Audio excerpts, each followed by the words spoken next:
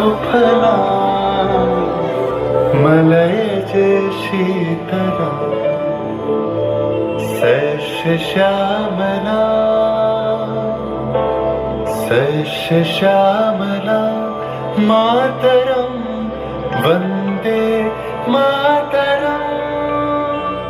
1908 সালের 11ই আগস্ট কিংসফোর্ডে বন্দে মাতরম বলার দোষে যে বালককে বেত মারার হুকুম দিলেন ব্রিটিশ সরকার, তারই পক্ষে দাঁড়িয়ে ক্ষুদিরাম বসু ও প্রফুল্ল চাকি সাহেবের ফিটন গাড়ি লক্ষ্য করে বোমা চালালেন মুজফ্ফরপুরে। সাহেব নিহত হলেন না, তবু নাবালক ক্ষুদিরামকে ফাঁসির হুকুম দেয়া হলো। জননী কুলহ তুলে পক্ষে শান্তনবাস দেহ তুলে চোখে কাঁদিছে তব চরণ তলে 30 কোটি নর নারী।